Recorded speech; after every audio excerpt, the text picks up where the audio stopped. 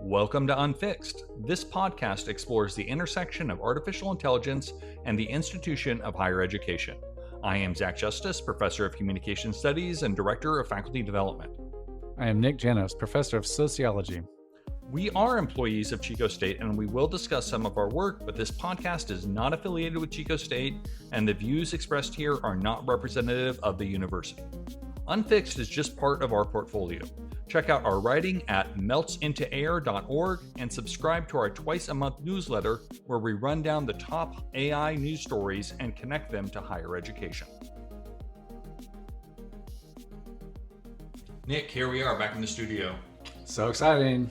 Love being here. Yep. What's on the menu for today? Well, we're going to be talking about a number of things. We're going to be talking about AI agents, kind of an update and state of what that is and what it means for higher ed. And we're going to have a big, broader conversation about EdTech in general, how AI fits into it and how it diverges from that. Everyone hates EdTech, so I'm excited already. Me too. Let's go. So the first one is agents, AI agents. We did an episode back in episode 14 with this topic, and it's been a recurring theme over a number of episodes. But Zach, just to refresh the listener, what is an AI agent? An AI agent is different than a chatbot. It is an AI program that is able to take action on its own as long as you get it broad direction and a set of parameters. And if you're wondering if you've used an agent, you probably have.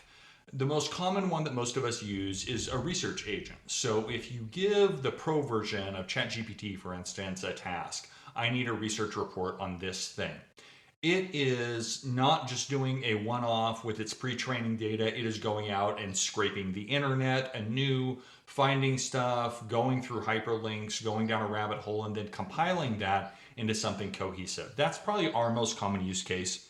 The breakout use case in especially the private sector ecosystem is actually coding agents, where people are using these programs to generate computer code. So you tell an agent, I want an app for my phone that allows me to track calories, but not burgers. I'm going to call it the burger-free calorie tracking app. Yeah. And then it spins up something for you. It spins up something. And the most well-known ones there in the market right now are Claude Code and OpenAI's Codex. Yeah. Right. And now Claude, as I think we mentioned previously on the podcast, did release the Claude Cowork, which is sort of the agent for the rest of us type of thing, where you essentially give it access to file and folders, not files, but folders on your computer, including extreme ones where you kind of give it permissions into all different parts of your computer, and it can control, manipulate, and do things for you based upon its permissions and instructions. And that really brings us into why it is that we care about this. Earlier this spring on the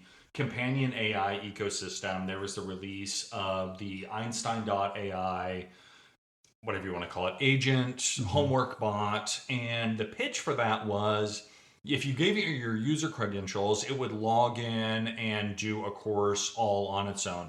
And we've talked about this before when we were talking about the asynchronous episode, but in this context, that's an agent, and that's one of the reasons why we sort of care about this as a concept. Yeah, and I think there are a lot of people who, look at the technology here, say that chatbots are one product that people are going to use, and they're going to be the best of what we have now. But that agents, short of artificial general intelligence, agents will be sort of how AI is actually used most in the future, probably, where they are doing more and more things for us after we've given it permission. And that obviously, has big implications for the university. Yeah, we're seeing that already. We'll link to this in the show notes, but the Microsoft Work Trends Index from 2025, there are polls leaders from different industries, and 82% of leaders across a bunch of different sectors expect workers to use agents as digital team members within the next 12 to 18 months. And obviously, there are lots of people who are doing that already. Yeah. Well, look, Mark Zuckerberg even came out and said that they're creating an agentic CEO to work with him. So I guess he's getting ready to replace himself. Could it be any worse than Mark Zuckerberg, though? Oh, I could probably be better, actually. Yeah. Or is he just an agent himself? I don't know if he is. I want a refund on whatever we paid as a society. So I think that, so as workers, but I think that there is something interesting. I messaged you privately a couple of weeks ago about what would it look like if you had an agentic boss? Whereas like you're in a vertical organization in which there's a hierarchy and you're actually reporting to someone's agent who's controlled by somebody else above you, and you report directly to an agent. I can see that being deployed where not every worker is using the agent. They're actually working on behalf of what the agent is doing. Yeah, absolutely. And the sort of nightmare scenario that I always wonder about is, would you know? Yeah. Right? Like if you're low enough on the org chart, do you even know that you're reporting to an Right. agent? Yeah. Or is that just like, well, I got to submit my weekly report of stuff and I get an email that says, good job at work on this, right? Like, do you know whether that's You coming don't. from your boss? Because if your workflow includes email me your report or put it into Dropbox or into Box or whatever, then the agent is just the one intercepting those messages and processing all that information. You wouldn't even know if your boss ever even saw it. Yeah. Cool. Awesome. Okay, so we want to, obviously this is having implications in the private sector, but we do want to zone in or zoom in on what this means at the university. So to lay this out into a timeline for the listener, and obviously Nick and I think about this in terms of the OpenAI contract that the CSU has all the time, but when the CSU entered into that contract, we were entering into a contract with OpenAI as a company, but sort of what we thought we were getting access to was good access to the OpenAI chatbot, ChatGPT. However, since that contract has been live, we also, or at least some of us, now have access to Codex, which is this agentic coding tool. So we kind of thought we were buying one thing, and now we have another thing too. Usually you consider that a net win, but there is a way that agents are really disruptive to universities as an information ecosystem that I don't think a lot of us fully anticipated, certainly not going back a year and a half. Yeah, no, that's a really good point.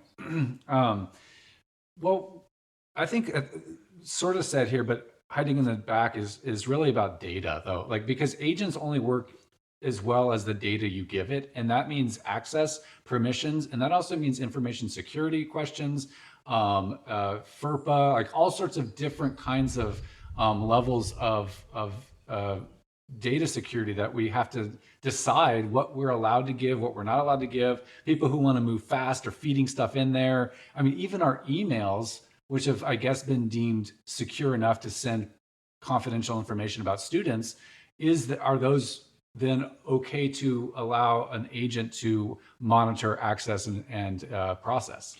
This is the sort of fundamental question, the fundamental tension about these systems, and one of the ways that it makes enterprise adoption of startups especially so tenuous is, yeah, these things need access. And there are a bunch of things in my life, rote processes that I engage in, filling out this form, approving absences, these sort of things, that every time I do it, I'm just thinking, my God, do I really have to do this again? Yeah. Where do I click again in order to approve Right. this? I've never not approved an absence. Can I just not do this? Can this be automated? But to do that, to have an agent do that, I would have to give it my login credentials. I would have to two-factor authenticate for it. And then I would have to trust that it was going to just do that and not do a bunch of other malicious or unpredictable stuff while it had access to my credentials. Right. Universities, as we talked about, are small c conservative. They are risk averse. And so the unlock for these sort of things is the very thing that we don't want to give them, which is unfettered access. Yeah, no, that's true. And can you give the listener a sense, though, of some of the frontier ways that faculty are using agents right now? So I've certainly seen some interesting use cases. And one of the more straightforward ones that seems totally benign on my end is, a faculty member who has spun up a couple of vibe-coded agents to automate a bunch of the tedious but low security tasks that we have to do as faculty members, right? So you have a syllabus from one semester and then you need to translate that to a new semester. That means different dates, swapping stuff in and Oh, out. yeah. He now has an agent that basically automatically does that to update like dates, holidays, office hours, all that sort of stuff. I want that. Yes, I think we all do. And there's other stuff that was sort of possible with chatbots, but is much more powerful now, right? Like you feed it a chapter and then it creates a stack of collateral for students, study guides, visuals, slide decks. And then he's used the offloading of that work to maximize the time that he spends with them individually or in small groups. And so that's kind of the best case scenario Yeah. that you can imagine of somebody leveraging some of these things in order to do the thing that is the most valuable in terms of teaching. Yeah. Well, this is a good segue to our next topic about EdTech, because when I'm listening to you and I'm listening to these faculty do this, it gets back to that question of information security and privacy and all that, which we don't really have except for the ChatGPT EDU version, which doesn't really have the agent unless you're on the frontier using Codex. So if you wanted to use, they say, Claude Cowork, for example, that would be outside of our CSU Chico's approved software to use. And so there is that limit. The other hand, these are the big AI labs. Now, I've always wondered, are there other smaller companies, EdTech companies, that will build purpose-built kind of agents for higher ed?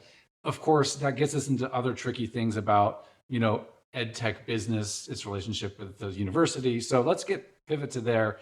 I think this is real short here. The way to segue this is that there's something different about AI and EdTech. And I think that if we conflate the two, we're really kind of getting the story wrong there. So let's unpack that. Yeah, there are a number of critical differences. And when we're talking about EdTech, we're talking about things like the learning management system, Canvas for us, which is built for us to interact with students, to show them grades, to share content, for them to interact with each other. We're talking about older technologies that we've referenced before, things like clickers, things that allow for real-time interaction in a classroom, either with a smartphone or with a handheld technology. We're talking about things that have been built by companies for our use in the classroom. And that's the first one that you oftentimes highlight, Nick, is that this thing is, for us, it's called chatgpt.edu. It's not that different from just regular ChatGPT, just with a different name. It has a different name and it has some privacy and security agreements with it, but it's basically the same product. Let's go. So AI is not ed tech. Part of it, I think here that there is that misalignment between what higher ed needs and wants, especially faculty, which is different than the administrators about what they need and want for their classrooms, for their research, and what AI companies want, which is engagement, subscribers, users, people to return and to come back and keep using the products. Those are two different missions. Yeah, and we've discussed this in private before, that there are all these attempts to build wrappers or specific instructions into things like ChatGPT study mode and stuff like that. And you and I have speculated without the technical expertise to really know whether those fundamental dynamics like engagement, I want to please the user, are those so deeply baked into the system that no amount of wrappers on the outside will be able to unpack that. Now, maybe we're wrong about that. Remember, we had the folks on to talk about writing, Stephanie and Tamara, and they built Papyrus AI, which seems to do a good job of guiding people along the way in writing and not just telling them how awesome they are. Yeah. But it's a tough challenge for sure. But there are other areas of sort of misalignment or maybe ways that we should think about this as not typical ed tech. Yeah. Another one that comes to my mind, or that we've talked about, is that there really is no opting out of AI. So a university campus can say, you know what, clickers are bad. We're not going to do clickers, and just ban it because they're not going to sign the contract. Now, or would people sneak clickers in to use? Maybe a few faculty might, like illegal clicker use. But ChatGPT is a general purpose computing, right? It's like computers.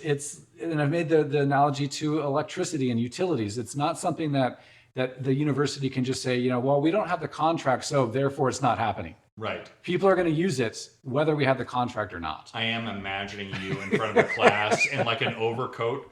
Then you're opening up the overcoat. Get your clickers. Yeah, get your clickers. $10 each. Most of them work. But that's a big one, right? Like if you conflate the two, I think we miss the fact that what AI is a general purpose computing platform and infrastructure that's way different with different implications than EdTech itself. Yeah, I do think those are all important differences. And this is somewhat related, but the other sort of difference that we're negotiating here, and it's a little bit awkward, I think, for universities, is when we're talking about Anthropic and ChatGPT, not only are these not ed tech companies, they're also startups. And so that's cool in that they move fast, they're doing innovative things, they're turning stuff on and off, and sometimes not telling us. But for slow moving institutions like universities, it's an awkward fit. It's an awkward fit for sure. And our partnerships with Google and Microsoft, I know people complain about those as well. And there's a lot of reasons those companies have some issues, but they are established old companies that have different business models that don't rely on AI as a fundamental core business model at this point, that you could see it would be somewhat attractive to actually switch to something like Gemini, which is an ancillary product for Google. It's going to increasingly become important as their business shifts, but they've been in the education space for 2-3 decades. Microsoft goes back to the 80s. Right. And I've met somebody that's one of the executives in Microsoft in their education space. She came from the academy, right? So the people that are working in these startups that are interfacing with universities, these companies are running skeleton crews. They're maybe an engineer part time, and they're also like interfacing with education, and then they're also interfacing with businesses. Yeah. This is a minor point that my friend DJ Hopkins has made, but when you go to the OpenAI education system, it's actually under their business tab, right? And it's because all those things kind of, if you're in startup culture and everything's moving fast, all that stuff kind of blends together. But these big companies, they understand because they have the personnel in place, there are different needs for these different types of organizations. We're not here to shill for Microsoft and Google. I don't think either one of us has a lot of love for those tech giants. But this moment has highlighted a real tension of, we keep thinking that we're dealing with these traditional ed tech partners, and they are not that. Well, Google and Microsoft come from the era where it was in their benefit to help universities by selling to them, but to also further the mission of the university and higher education. If you listen to the CEOs of Anthropic and OpenAI, they are literally saying that they're going to make work obsolete, workers obsolete, universities basically are obsolete. They don't seem to care about the future of higher ed in any capacity. But I don't think that Sundar Pichai and the Microsoft CEO, they haven't come out and said the same kinds of things. Like, these are just a little different cultures here. Yeah. As a sidebar, I've never seen a group of people so powerful and so wealthy that so desperately needed the most basic PR help in the world, right? Like, those people, they seem to find the exact wrong messages in order to turn public sentiment in their favor. I mean, I'm sure they're good for generating different rounds of funding, but the cost of that for those companies has just been absolute cratering of public support. And especially on, for faculty. I mean, every utterance of those kinds of things just digs their sort of, pulling numbers down into the ground. Well, let's segue here to EdTech companies, because although this might have us, pine for the good old days when all we had was EdTech companies, obviously that's been a fraught relationship for universities to outsource key technological tools for learning and for research for private profit companies. So let's talk about that, Zach. You've written a little bit about this. Yeah. So we are seeing these companies do some interesting things. The thing that they're doing that is the most annoying, and there's a lot of competition for that particular award because edtech companies do a lot of annoying stuff all the time, is they are tacking AI onto whatever it is that they're doing and then charging people more, right?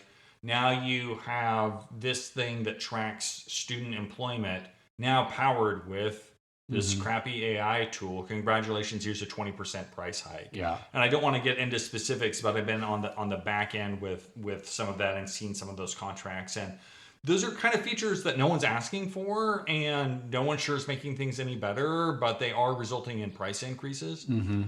There's a tension there because these tools, especially the vibe coding tools, they make developing homegrown solutions more possible than they have been before. So at Hmm. some point, these things are going to cross over. I think, especially at a financially distressed institution, where somebody's going to be like, well, you know what, you're charging too much for the LMS. I think we're going to build our own LMS. Hmm. So you hire 2 developers, give them access to premium vibe coding tools, cancel your contract, and maybe it's secure, maybe it's not. Maybe it's better, maybe it's worse. But when you're running out of money and you see a possible off ramp, I think we're going to start to see institutions take that off ramp. Hmm. Yeah. I don't know how the innovation in the EdTech space, because I've always thought of it as sort of like a Keynesian model. Like you have this mostly publicly funded universities, and obviously there's private ones, but the most is publicly funded universities that have basically like this there's a captive market that's just like these capitalists said, oh, cool, I've got this idea, we'll help the university with this EdTech, but it means we just kind of then funnel some of that public money into our little ecosystem. And the competitive space is not, I mean, look at, we went from Blackboard, which was just abysmal in terms of a tool and a technology. It was a terrible interface, a terrible backend. It was a kind of a nightmare. The only alternative really was Canvas, which has been better, but it's not, the ideal.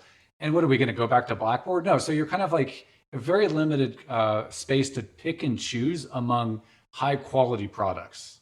Yeah, it's not a great marketplace. No. It's not how you imagine this working, where you go to a trade show, there are all these great options, and then you pick the one that's going to be the best fit at the best price. Right. There are like 3 options, 2 of them are worse, one of them is bad. Yeah. So That does bring us, Nick, very very neatly and tidily to irresponsible speculation. What is your least favorite piece of campus technology, and what should we vibe code to replace it? Nick, do you want to go first? sure. I think web design is where a lot of these companies fall down, and design in general, both in the sort of user experience, but also in the user interface.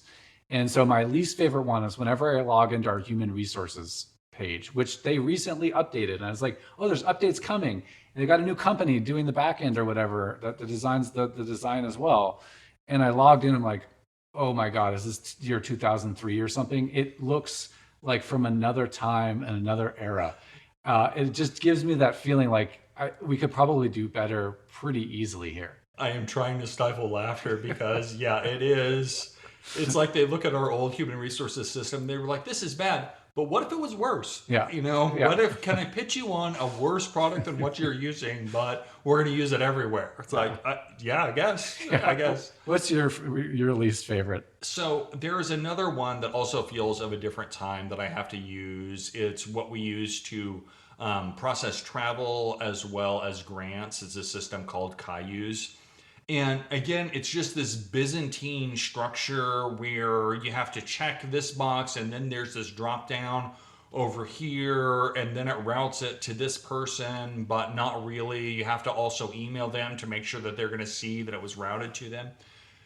And every time I'm using it, I'm just thinking, I can't believe this is what I would rather sign papers like we did 15 years ago and then have those routed by campus mail. Well, yeah, we started an IRB thing too. That was probably sister software. And it was like, Yes. It was so convoluted and difficult. We were almost just about to give up, Yeah. So I don't know if that's the point or. Yeah. Yeah. Well, I don't know. Maybe we'll buy code something and get fired. This has been irresponsible speculation. Thank you for listening. If you're enjoying this podcast, please consider subscribing on your favorite podcast platform so you never miss an episode. You can find our writing on meltsintoair.org and on LinkedIn, Zach Justice and Nick Janos. Find these links and more in the show notes. If you have feedback or want to share an idea, email us at unfixed@meltsintoair.org. Thank you to Jamie Gunderson for producing and editing the show.